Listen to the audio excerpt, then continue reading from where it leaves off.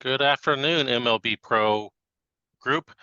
My name is Scott Gesford. I'm your Oakland A's GM, and today I'm with the anonymous GM, and we are going to talk about the Cubs and the Indians today. How are you today? Wonderful. Friday, can't complain. Uh, just getting some more rain might be helpful, right?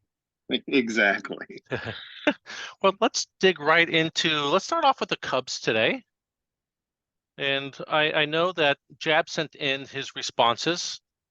So let's just start with there. How did Jab think his 2022 season went? So coming off of a 71 and 91 2022, that was a 9-game improvement from 2021. His goal was hitting 70 wins. He's done that. He's now hit 75 out of the 11 years in Chicago. Been a bit up and down. He was closer maybe to the wild card than he maybe thought he'd be heading into the season. But some of the young players got some more playing time. It was a growing year in Chicago. I think there were growing pains, but there was growth. Good. So how did let me ask you this, but how did you sum it up from last year for the Cubs? Again, I would sum it up in a similar tone as Jabs put it. It was growth. You look at their last 5 years, 5 or 6 years. Going. You go all the way back to 2017. It was a team that won 85 games. Finished in fourth place though, in a jumbled up back when the you were in the NL Central and back when the NL Central was a powerhouse of sorts, a powerhouse of not mediocrity, but a powerhouse of jumbled up teams to get tight together above 500. And the Cubs thought we need to rebuild, and the rebuild took them to 53 wins the following year. So from 85 to 53, the bottom fell out. Uh, and the rebuild began. I mean, we saw Ryan Copeland, Madison Bumgarner a couple years later brought in free agency, and in 53 to 61, okay, growth to 67. We're trending up, but then 2021 fell back to 62, 71 last year. They finished at least 20 games out in 5 straight seasons, but they hit 70 wins. So the only way that you can say is there's been growth. Is it Do I still think the Cubs are the team to beat in the next couple of years? No, but it's better than what it has been. So growth. Okay, good. So what does he project his starting rotation to be like? Well, in Chicago, it starts with their two former big time free agent acquisitions. You're going to have Ryan Copeland coming off of a good year, healthy year, still making $29 million. He's still expected to be an ace in Chicago. So everything goes through Ryan Copeland. Behind Copeland, we have another veteran. You're going to have Madison Bumgarner. Missed all of last year with a torn UCL. How will his arm recover at an advanced age? Wasn't sure if he was going to opt out, but he didn't. It's tough to opt out coming off of an injury and making the type of money that he is. Behind him, you have three pitchers with mixed pedigrees. You have a 26-year-old Julio Urias, posted a 2.3 WAR, 119 ERA plus last year as a rookie. I think there's high expectations with Urias in Chicago. We have a veteran, a long time steady performer in Don Porter, who's going to be a back end of the pitcher in Chicago. And then there's a bit of a mystery. There's Bill Hawk. Scouts have long thought that Bill Hawk's three-pitch makeup of a cutter, curveball, changeup are elite. He's had horrific splits throughout his entirety of his career. He wasn't good as a starter on the other side of Chicago last year, but being acquired by the Cubs and limited 5 starts, he was giving hits, giving up walks, but the ERA was under 3.5. So there was promise. But again, 2022 as a White Sox wasn't good. 2021 as a Diamondback, mixed bag. 2020 is a Diamondback mixed. The back end of the rotation, you keep them there, low hope. You could be rewarded with Bill Hawk. But if there's expectations of him developing into what many thought he could be early in his career, I think that would be misguided from the Cubs. But you're looking at Copeland, Bumgarner, Urias, Porter, and Hawk as their 1 through 5. And what does he do next year when Copeland and Porter are both free agents at the end of this year? I mean, I think there's no chance that they're back. But when you look at the Chicago farm system, you do have some young pitchers that probably are a year or two away from being deserved of a rotation spot. Spencer Jones has electric stuff, 174 strikeouts in 137 minor league innings. His ERA the last 2 years has been under 3. Ryan Jensen, 24, still stuck in the low minors, but good stuff. JJ Goss, a former 6th round pick in 2019, is showing even better stuff, especially as his velocity increases. 2.68 ERA in 24 innings in South Bend last year. I think those are some names that you could see in Chicago as soon as next season. Do you think that there's a chance that Jabs trades Copeland during the year to get prospects? I think he should. I'm not of the belief that the Chicago White Sox will be competing for a playoff spot come July. The Cubs. Cubbies. Sorry, yes, the Cubs. The issue at hand with Ryan Copeland is one I think we see throughout the league at times. Making $29 million, the first thing that people are going to demand is retention. How much retention would the Cubs be willing to pay? Now, when you ask for retention, the Cubs are going to want more in return. If the Cubs demand no retention, that limits the number of teams that Copeland can be traded to. And now, correct me if I'm wrong, I have to look this up. Does Copeland have a no trade clause? He does not. No. I would expect Ryan Copeland not to be a Chicago Cub come July 31st. I would say the same thing, but you just never know with Jabs sometimes. He's a fan favorite in Chicago. You have that. He's very popular. He's been a good pitcher in Chicago. I don't expect him just to hand him out to another team. But you at some point you need to get what you can get. And come July again, if you're not in it, if the Cubs aren't in it, a move has to be made. Right. Exactly. All right. So let's talk about his bullpen a little bit. The bullpen should be maybe stronger than the back end of the rotation. Alex Ramirez struggled last year, but it was kind of the first time he's ever struggled in his career. His ERA rose over 2.5 points from 2021 last year. The innings were way up. So maybe by design, you cut that, Jabs. Yep. Jabs cuts the innings back.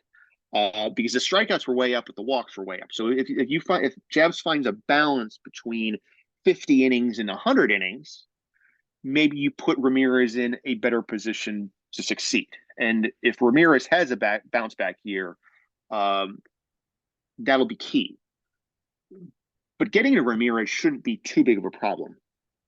John Duran, the 25-year-old Dominican relief pitcher, appears to have a firm grip on a stopper/setup type of role. Hits 98 on the gun, fastball, curveball, changeup.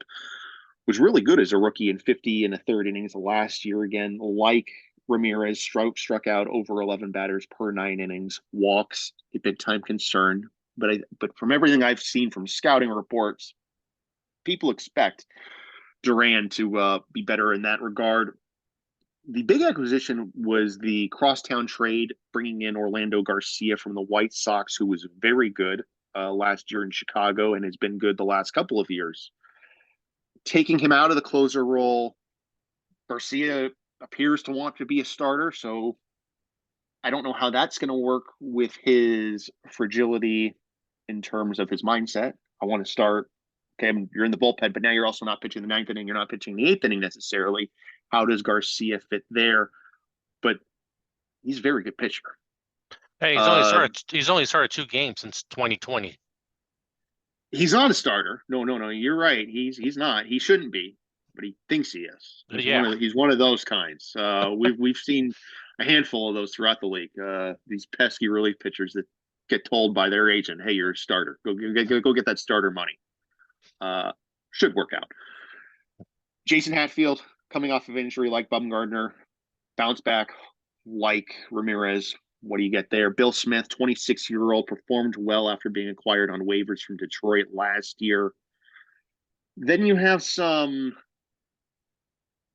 what's the right way to put it? Hopeful pieces in Chicago. Anthony Klump experimenting, wasn't good last year at all. Lance Guy, Toronto's trash, became Chicago's treasure. But that was only in 18 innings. What do you get from there? Jose Castro, not Jason Castro. Jose Castro, good stuff. 5th year as a Cub. I think the Cubs and Cubs fans know what they're going to get out of him. So you're looking at the back end, Ramirez, Duran, Garcia with high expectations, and it's a matter of getting to them. Could be not an issue, but an adventure at times for the Cubs. Yeah. Sounds like it's going to be a lot of fun. Let's move over to their lineup and their hitters. What did Jabs predict his starting lineup to be? It starts with the pride of Chicago.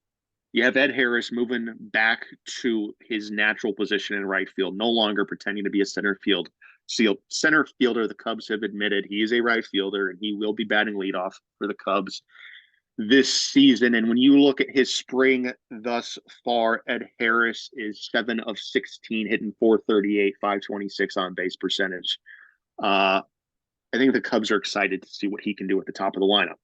In the 2 spot for now, it will be the other corner outfielder. They're looking at Earl James playing in left field. Decent sophomore campaign, 269, 322, 462 split last year. They're hoping, though, that gets back closer to his rookie season. If he could go 275, 330, and a little more power, I think that's what the Cubs are hoping for there. In the 3 spot DH, Eloy Jimenez. They're excited.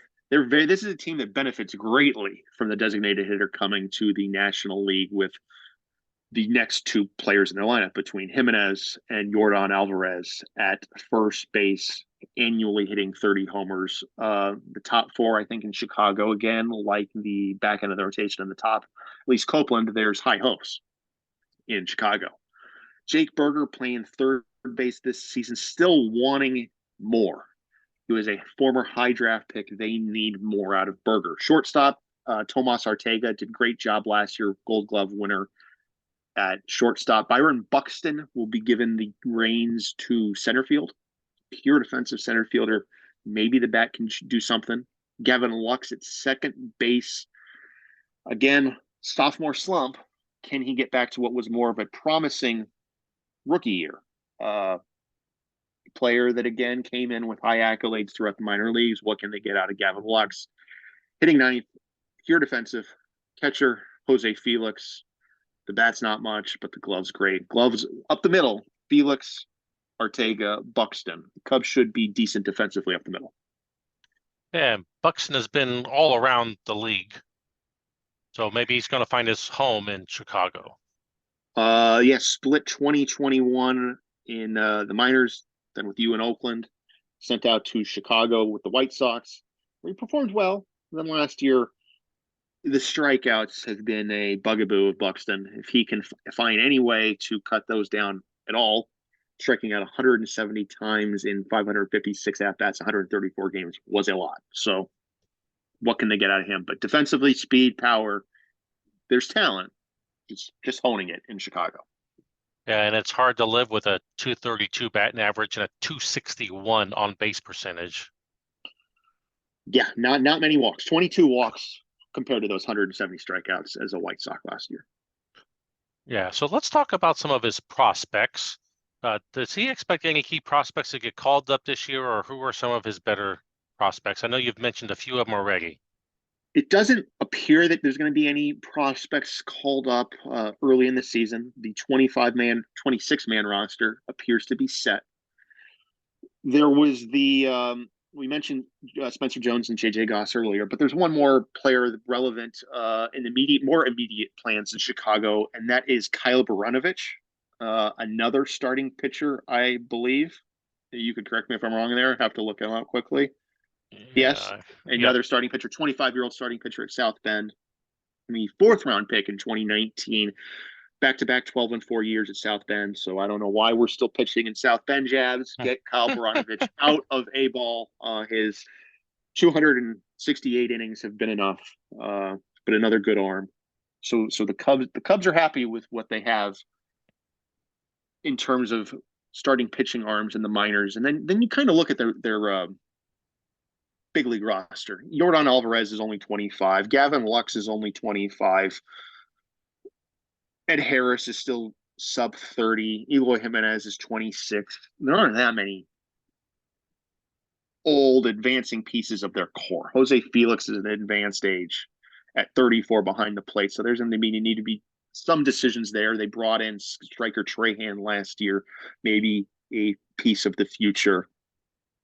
And then Cam Cannon, the 25-year-old second baseman, maybe he can have a spot moving forward up the middle of the infield. But for the most part, the Cubs lineup isn't that old.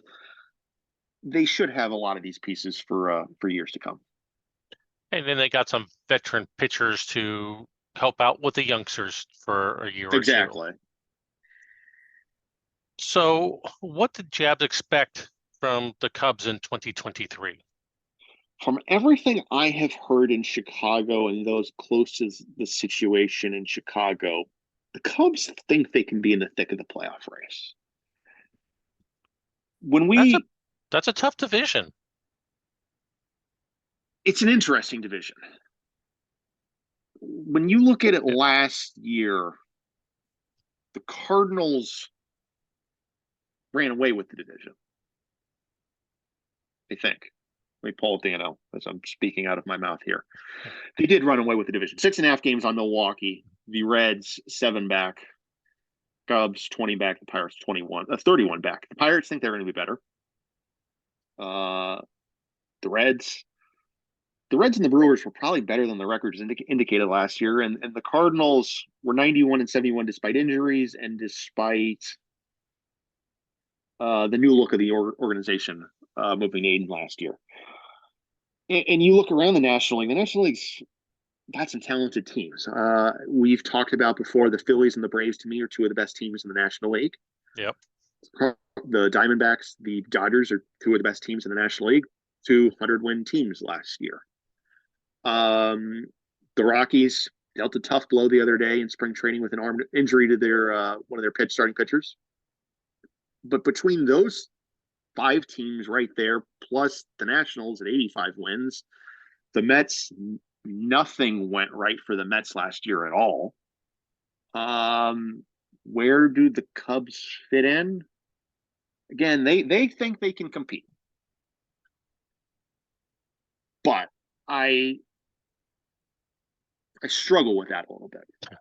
I do too. I think they're going to compete against the Pirates. They'll compete against the Pirates. They'll compete against the Marlins. They'll compete against the Giants and the Padres, and they very well could be better than all of those teams again. But 13 games behind the Reds in your own division for third place on a Reds team that missed the playoffs. It's an uphill climb. And the Phillies didn't get worse. The Braves added Bryce Harper.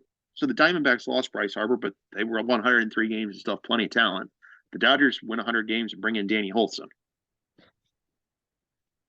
It's an uphill climb to the playoffs. You mentioned one thing, though, earlier that maybe is worth revisiting, the Ryan Copeland thing. We've long talked about here on happy hours, whether that be myself, whether that be Breton, even perhaps you, Scott.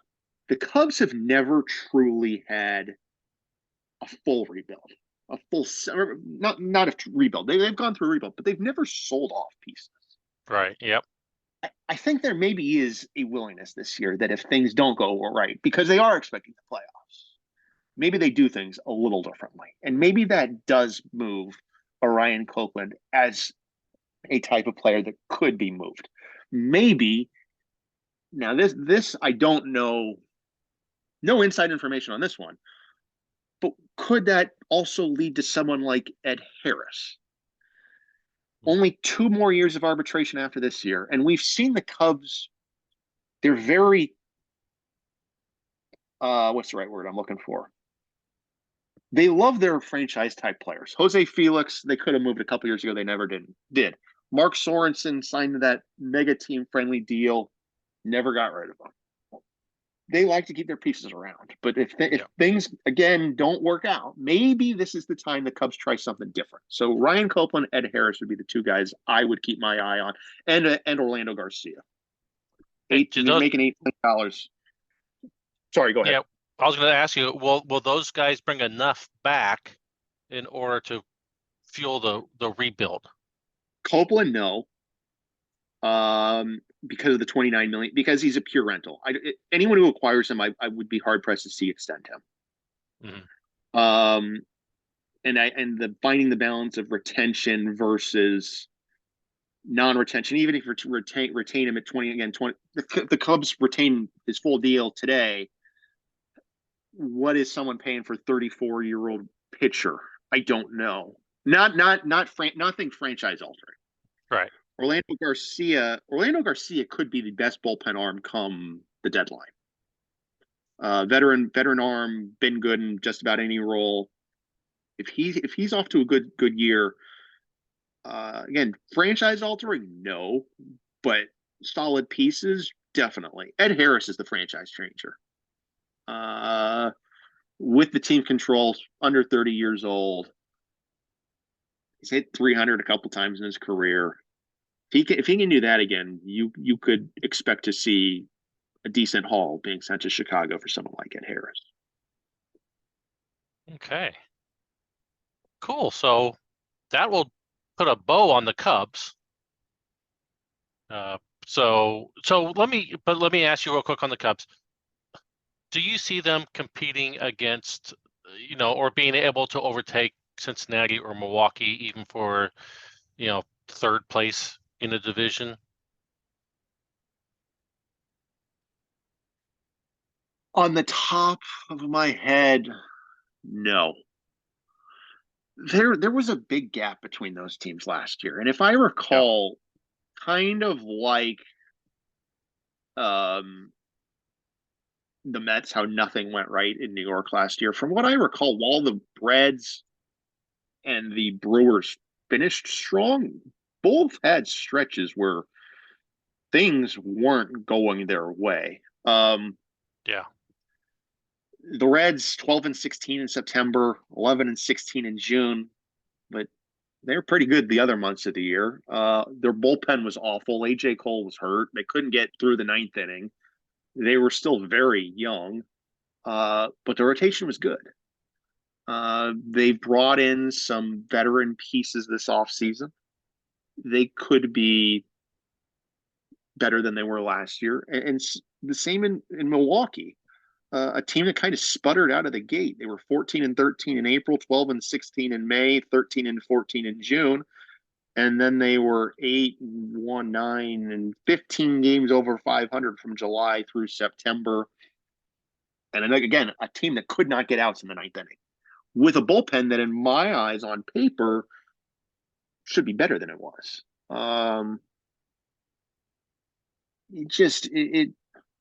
The Cubs don't appear to be in that same class. And the Cardinals, everything dictates in the Central through St. Louis. The St. Louis is the most talented team on paper. Right. But even though they, the second baseman that they put up on waivers because he wouldn't waive his no trade clause. Cedric Rutherford. Yes, even without him. Even without him, and even with the injuries they've dealt with in the rotation, what Craig Cooper last year, among others, there's hope in St. Louis still. It's just, can they harness it? Are they focused throughout the season for a team that, like Minnesota and the other Central Division, that's so used to winning the division, and they be focused for 162 games? Because if they are, the Cardinals probably win the division again. So, and you mentioned the Twins, Rocky, and the Cardinals, Aiden, in the same sentence. That's yeah, it's still takes time getting used to them being in opposite divisions. Yes, it does. All right, let's turn our attention over to the Indians in the American League Central. Oh, how did Andrew think his season went last year? Let me tell you in a second because I closed my document that I was Oh, looking okay. at. 2022 was pretty poor in Cleveland through the eyes of Andrew. Um, but you can't put it on him. Taking over after Aiden made the move to St. Louis, the team had overpaid veterans. It had some bad contracts. There weren't a whole lot of moves that Cleveland could make. They knew 2022 was going to be poor, and it was. 56 and 106 after 3 straight years of winning at least 81 games. The first time the Indians finished in last place in the Central, their lowest team batting average since 2018, their highest team ERA in franchise history. The defense was as bad as it had been since 2018. Attendance dropped over 1 million fans. Nothing went right in Cleveland last year. But whether Andrew was in charge, whether Aiden was in charge, it wouldn't have mattered last year in Cleveland. It was destined to be one of those years. Yeah, I agree. Yeah. So, what about their starting rotation? They have a couple of really good, I guess I'll call them young. They're 27 in Swift and Stevens.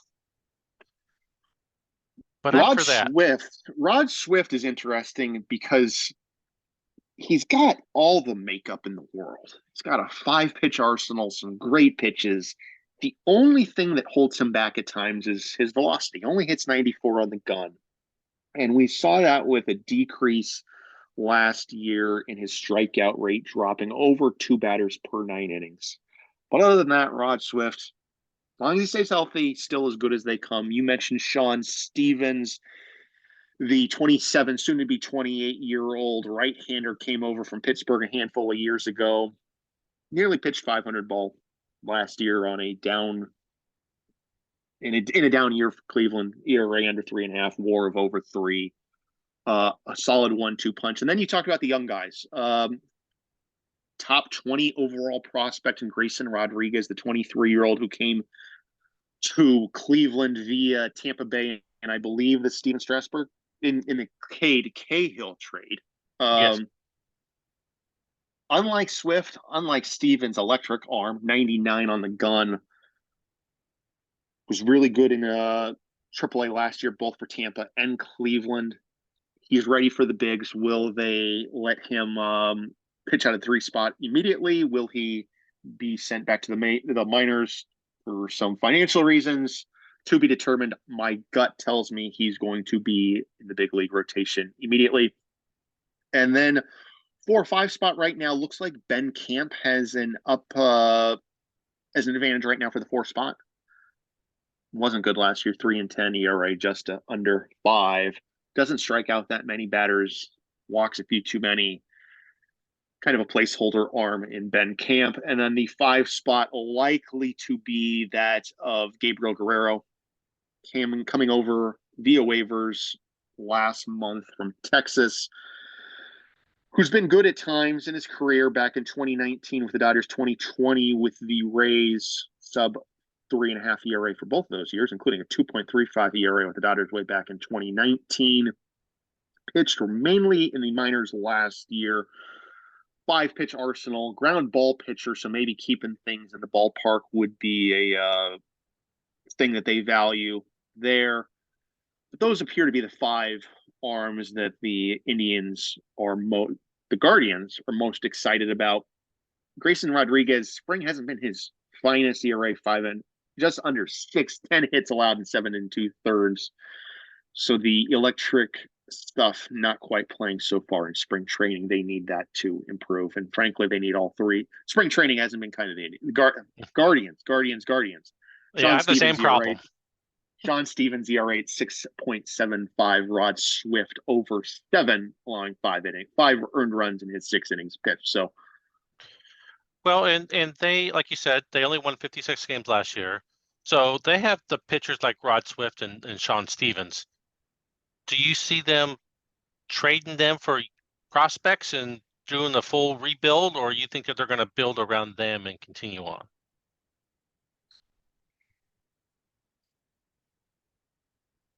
In my eyes, you need it's one thing to rebuild when you're struggling. It's another thing to completely give your franchise a no hope. But you also need to plan for the long term. So there's if you move Rod Swift, and again, the Guardians are rebuilding. The Guardians are not winning the Central this year. The Guardians are not making the playoffs in the American League this year. There's no denying that. I don't think there's any denying that. Rod No, Swift is only signed through 2024. At some point, you're going to have to pay somebody in Cleveland if you want to be relevant, not just this year, next year, but in 2025, 2026, 2027. You've moved Cade Cahill. You got Chris Betts, who's signed through 2024. You're going to have to pay someone. Is it Betts? Is it Swift? I think you have to re-sign one of them. I don't think you can let both of them A, walk, or B, trade. If you trade them both, you're pushing that timeline back years. So it's a matter of, do you rebuild behind the plate with Chris Betts? Do you rebuild with Rod Swift at the top of the rotation? So to answer your question, you have to weigh that. Yeah, there's a fine balancing act of acquiring numerous pieces versus having a franchise cornerstone and finding that right balance. Now with Swift, the number of franchise altering arms and rotation leading arms at under 30 years old is rare across this league. So you could net quite a few pieces for someone like Rod Swift, I would think. I would think so too. Yeah. So let's look at their bullpen. I know they're young. So what kind of, how do they see their bullpen stacking up? I think there's some pieces that they like in the back of the bullpen in Julio Rosado taking over for the closer that was traded to Oakland, who was then traded to Boston, correct? Yeah, Ken Whose Gary. name is, there we go. So Julio Rosado there, then Mark McCain, who's been good in the past. 2020 was really good. 2021 was really good. Kind of like Alex Ramirez in Chicago, the innings pitched went up last year for Mark McCain and the success went down. So finding the balance.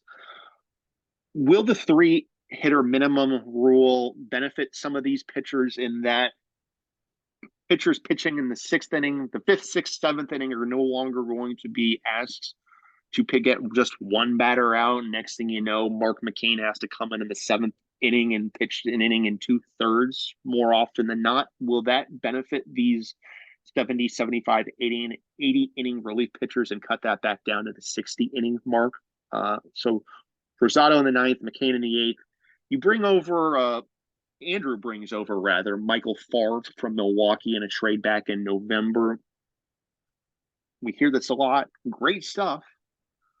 Production on the field hasn't been there. Wasn't there in 2021 as a rookie. Wasn't there last year in very limited innings before spending much of the year at AAA, where he was attempted to be converted back to a starting pitcher, where that failed miserably. He's a relief pitcher, slotted back into his probably more natural position as a relief pitcher. Will they see that stuff increase? I kind of think they will. I actually really like that addition. And then further down the bullpen in the earlier innings, rather, Craig Parker, Enrique Diaz, and Charlie Toter all expected to contribute in the bullpen for Cleveland. One more name out there, Bryce Montez, Salvador Montez, not Bryce, Salvador, who is one of the, again, brighter spots in terms of his stuff. 42 strikeouts in 35 innings, but the ERA was north of 6 last year. That's looking like your Cleveland bullpen this coming season. Yeah, Montez has a hard time walking people too. His control is low. Iffy. Yeah. Yeah. All right, so let's move on to his lineup and see where he sees that stacking up. They don't have a true really leadoff hitter, which is concerning. And that for now they penciled Adam Hall at third base in the leadoff spot, not a leadoff hitter. So right there, I think that tells us enough about the depth in Cleveland. It's not there, but the 2 spot could be manned by perhaps the one of the favorites for American League rookie. No, he's probably not qualified. He probably played too much last year. Alek Thomas in left field this year. Yeah, he was up for 122 days last year. 99 games, nearly 400 at bats, more than I expected. Yeah. Still a really good rookie debut last year. Expect better things even this year. 3 spot veteran, feels like he's been around forever in Cleveland. Danny Espinosa. Unfortunately, he spent the last 2 years in the minor leagues, and right now he's slated to hit the 3 spot. Behind Espinosa, he'll get plenty of protection from Aaron Phillips and Chris Betts. And Chris Betts, as good of a catcher as there is in the league. Further down almost the second half of the low lineup could be better than maybe the 1 and the 2 spot, 1 spot at least. But I understand the desire to keep maybe some of these pieces without the pressure of the leadoff spot, and that would be Jazz Chisholm. He will be having his rookie year in Cleveland. Nick Williams, a former. Did he win a batting title in 2020? Was his 324 good enough for the batting title? I feel like it was. No, it was not. I don't remember who he won hit it. 324 a couple years ago. So a talented bat. The average is dropped the last 2 years, but still more than capable there. Miguel Andujar hitting 8th and Alan Walker hitting 9th. You have Jeremy Ironman on the bench. Tommy Joseph on the bench. There's some bright spots. Again, Alek Thomas is a good player. Chris Betts is a good player. I'm excited to see what Jazz Chisholm can give the Guardians. Nick Williams, I think, has potential to rebuild. Aaron Phillips spent time in Oakland way back when. Couldn't hit then, still can't hit now. What do they get out of him? If he can get on the speeds there. So they're pieces in Cleveland. But when you put them together, do they have the a full puzzle? Probably not. But pieces. They're pieces to be excited about. Yeah, and you've mentioned some of his better prospects so far. Chisholm, who he got from the A's, and Waxman. Then he has a couple of pitchers in Rodriguez and Mills that he's high on. Is there anybody else that you see for us to keep an eye out for? Immediately in the near future, well, yeah, I think Davis Mills definitely is going to be in that rotation sooner rather than later. We talked Ben Camp, we talked Gabriel Guerrero. There's room behind Swift, Stevens, and Rodriguez for Davis Mills to be up. And I really like what Evan Waxman has shown, his growth with his bat. Either corner spot, and when you look at Miguel Andujar and Adam Hall at the corners right now in Cleveland, Waxman, again, there's no need to rush him, but I think he'll be up in the near future. Evan Applewhite, perhaps in that bullpen down the line.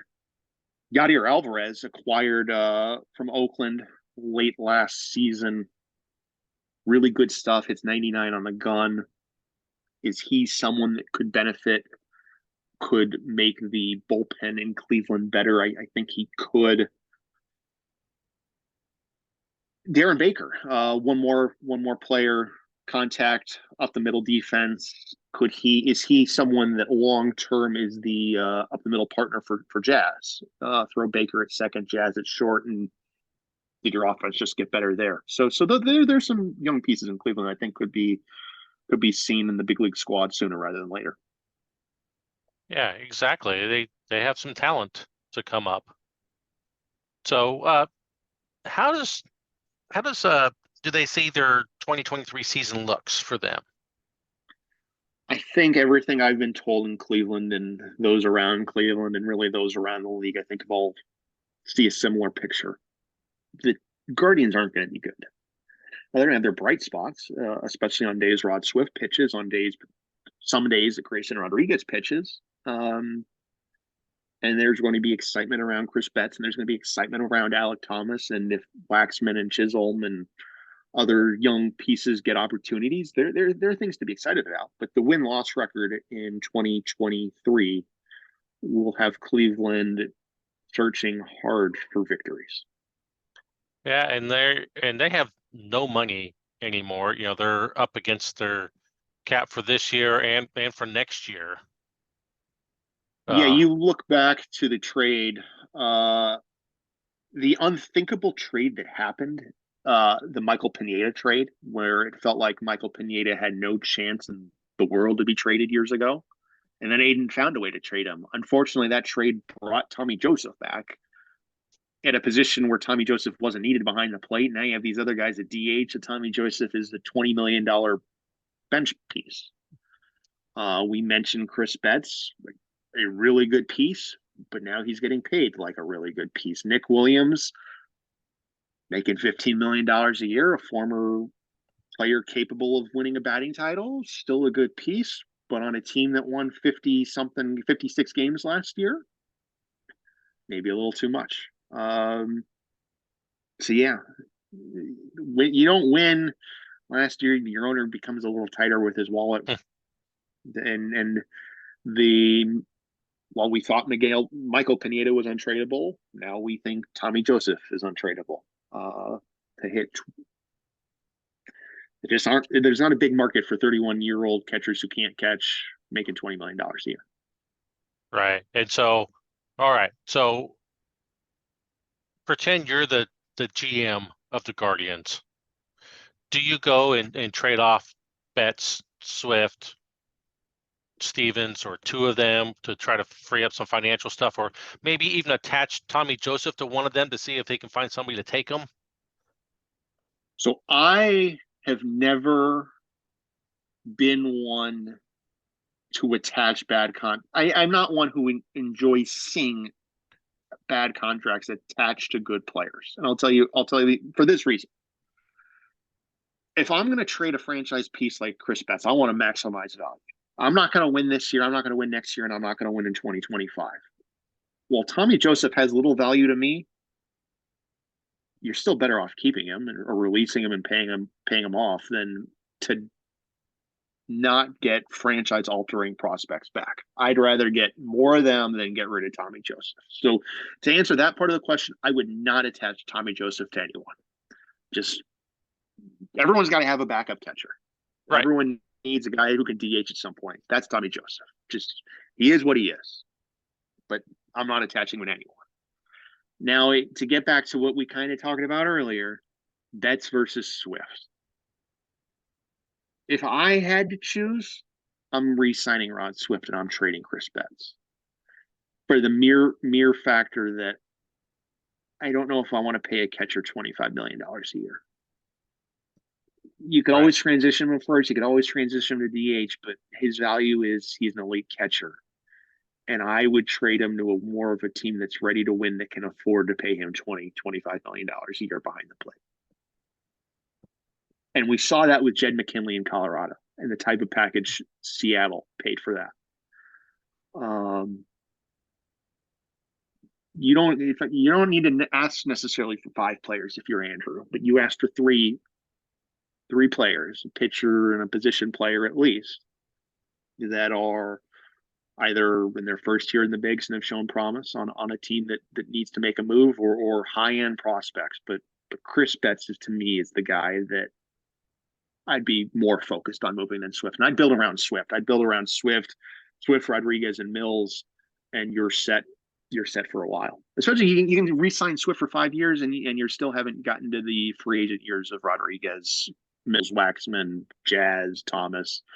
That's why I think you're better off with the long-term deal to Swift over Betts. Just my take. Right. Nope. And that's what I asked you for. So that's awesome. So do you see the Guardians battling for the #1 overall pick this year? I'm not sure how much of a battle it's going to be, but yes. I mean, if you're rebuilding and retooling. No, I don't think Cleveland would be disappointed by that. I think they're going into the season expecting that to be the case. And just when you look around, Pittsburgh expects to be better. So you kind of eliminate them from competition for the number one pick. We just heard from Jabs in Chicago that they expect to be in the playoffs. So I don't know if we can expect them to be in the hunt for the first overall pick.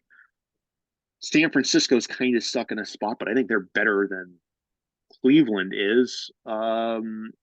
The Mets and the Nationals, I don't think. I mean, the Marlins are a team I could see competing for the number one overall pick. I want to say the Yankees, but they're 7-2 in the spring, and they've got talent. I mean, they have offensive talent. They still can't pitch, and I still don't know how they get anyone out. But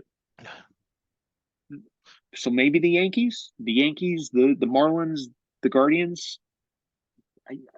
The White Sox, maybe. I don't think the White Sox are in that tier. So yeah, I think Cleveland is in the mix for the number one pick, and as of today, are the favorites. To at least the favorites again. Let's remember this: the draft lottery next year. They're one of the favorites to be one of the most likely teams to earn the number one pick in 2024.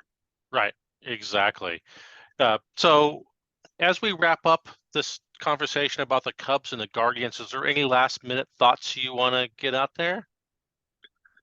On either team, I'm interested to see both of them for different reasons. Again, I think Chicago, while I don't expect the Cubs, and we talked about this, not to be a playoff team, I am excited to see what Ryan Copeland can do, and very interested to see that trade market as the year goes on. Starting the day, I would have told you there was no chance Ed Harris got traded, but the more we talked about the Cubs situation, the more I'm talking myself into seeing Ed Harris on the trade block at some point this year, and the type of offer that the Cubs could receive there, that could be interesting. In Cleveland, I think you painted the picture well. Betts and Swift. What will come with Betts and Swift this year? Again, they're signed through next year, so there's no immediate need to move them today, tomorrow, July, this season. But perhaps those talks heat up.